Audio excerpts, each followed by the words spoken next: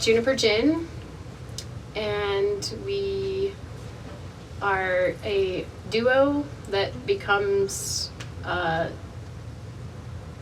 quartet or more, depending on the show and where we're at and who we're playing with. A mortet. A mortet. Mortet. Hi, I'm Bill. I play the guitar primarily in this band. Sometimes I sing. I'm May, sorry. I play the tenor banjo, the viola, and the mandolin, and I sing. I'm Jess. I play guitar and clarinet. I'm Aurelia. I play service bells and accordion and sing in this band. Well, I've been playing guitar since I was a teenager, but I really started professionally in my later 20s. I was a bass player for a long time. And I think the thing I like the most about playing music in general, if that was the question, playing music in general, is that it's an instantaneous art form that's, I mean, you can record it and have it as a product, but it's essentially not a tangible item. It's just out and everyone can receive it at the moment that it happens, as it happens, and then it's gone forever. So it's destroyed almost as soon as it's made. I've been playing mandolin, I think, for about 4 years, and then tenor banjo and viola maybe about 2 now, I think. But the thing I enjoy the most about playing music, I think Bill said it really well, but I've heard it said before that, like, if you paint, you're decorating space, but music is like decorating time. So I have been playing clarinet for 4 or 5 years. I played in band as a kid and then didn't touch it until I was in my 20s again. And I have been playing guitar for maybe 3 years now. My favorite thing about playing music, I would have to say, is just creating with other people. I don't like to play that much by myself. I practice by myself, but I enjoy just collaborating with other people and sharing space with people and bringing music, which brings all kinds of emotions to everybody that we share it with, and ourselves too. So I really enjoy that part of it. I have been working on pretending to play accordion professionally for about 10 years. I started when I was pregnant. Before that, I played the washtub bass. And I've been playing service bells my whole life. And my favorite thing about playing music is that it is the universal language and it bridges the gap. So you can get all sorts of people who disagree about all sorts of things in a room or on the air, listening in different places, and the same song can speak to people of every kind. And often will reach people that wouldn't otherwise care to hear what I personally have to think, or, that's my favorite part, is being part of making that bridge. Jess and I have been playing music and traveling together for like 10, 12 years now. Yeah. And we've been in different bands and in the same band together, and the last time our band that we were together, that we were playing in together, fell apart, we kind of had this feeling of maybe we should have our own band so we don't have to count on someone else to have a band that we can play in. I was just playing bass and she was primarily singing and playing clarinet at the time. So we founded a band kind of on the basis of nobody has to be there for all the shows, and we'd rather have people on stage who want to be on stage with us than people who feel like they have to be, and for us to not have to rely on people not to have to rely on them, but to just have them there because it improves the circumstances. But if nobody shows up, we could still do our performances, we could book our own shows and play the material we specifically like to play, because when you're in someone else's band, you tend to be playing the material that band represents. So we kind of wanted to do this sort of music that you've heard, and along the way met lots of different friends we played with, and they'd come and go, they'd be in town for a little while and then they'd leave, and that was always sort of the point. And then we kind of met these two guys, May and Aurelia, at the same time, right around the same time, and they were interested in this similar kind of music, and kind of plugged in. I mean, the point of Juniper Djinn, I think, is to bring old music that people have never heard, it's long forgotten, and bring it back to life and share it with people, because a lot of people are like, oh, that's original music. Like, no, actually everything we play in this band, it started out original and we've kind of gone past that, and now everything we do is an old song, anywhere from the 1600s up until the 1940s. And so we just kind of find old music and keep it alive from all over the world. And working together, I think, was the other part of the question, has been really cool, because most of the other folks we were playing with were on their own personal trajectory, and they loved to come and play with us for a while, and it'd be like so far out and they'd have to go back and do their life thing that they were doing, and these guys were sort of we were looking to do all of the same kind of thing and for people to do it with, so it sort of made sense that everyone's willing to travel and sleep on the floor and eat off of the same sandwich at a parking lot in the rain, and then go get paid. We've shared so Well, much they're married, sandwiches. so we're willing. Yeah, to share. we've shared lots of sandwiches with these guys. We've slept in parking lots. These ladies. We've hung out and busted our ass to make very little together and still enjoyed it, which is the key. Because if you don't enjoy it, you could always find something you do enjoy. So to find people that are committed to doing it, who enjoy it for what it is really the gift of finding people to play with. We're most often based in Bisbee, Arizona, but we do travel nationally and hopefully internationally soon. We've got old dogs that's holding up me personally back from traveling too far abroad, because I love my old dogs. And but yeah, we travel pretty consistently, randomly all over the country and play in all sorts of venues, from beautiful, amazing opera houses to not super amazing To the streets. bars, and then sometimes just on the street. Yeah, last year we did 13 states between our two bands, and we've traveled and toured all over. We spend mostly the winters in Bisbee, and then we tour all over. Oregon, Washington, Montana, Virginia, Texas, Wisconsin, South Dakota, Indiana, Iowa. all the places. Tennessee.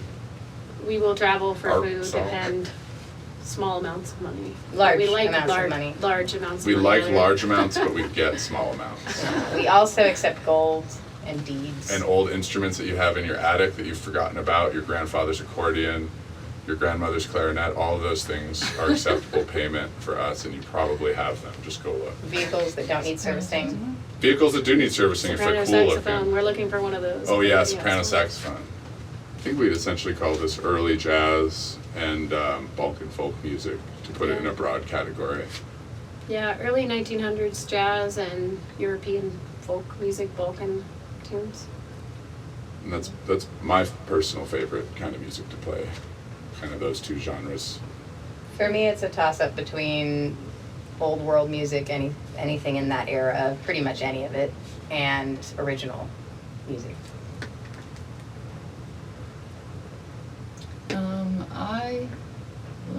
I'd love to play the jazz, and I love to play the Eastern European music. This is probably my favorite. And if I could choose to learn a new style of music, I think I would probably play like funk. Add some of that in there. Calypso. Yeah. Calypso's great.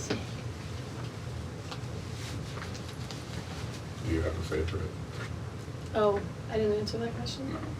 Oh, my favorite style of music to play is probably still the old-time jazz, the early 1900s jazz, but that can be anywhere in America to over in Paris, France. I like all of the old jazz from Europe as well.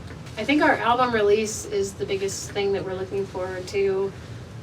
We recorded a live album in Tucson at a really beautiful venue that had great sound, really nice people, and it's coming out sometime in May or June, just depending on how long it takes to get photos for the front and the back and all the things processed for the album. and it's a live album, so it's not perfect, but it was a really good show, and we didn't know we were being recorded, so Makes it it extra good. made it extra good, and I just happened to write a really good set list, which is usually not the case.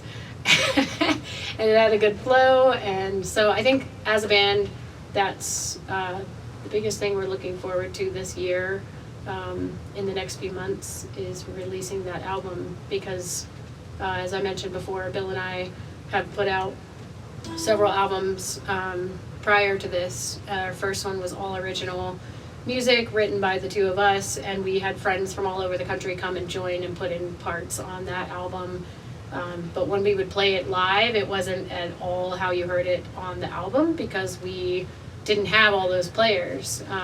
They're kind of scattered throughout the country all over. So, and then we kind of stopped doing those songs, and then we put out an album of old standards a couple of years ago, and we've been playing with these ladies pretty regularly. So when we leave town, this is the band we go out of town with, and it's, people always say, oh, I want to hear the 3-part harmonies, I want the songs that these ladies are on, and we don't have that. So I'm excited to finally put out an album that is representative of what people see at live shows for the last couple of years. So 1, 2, 1, 2, 3, and.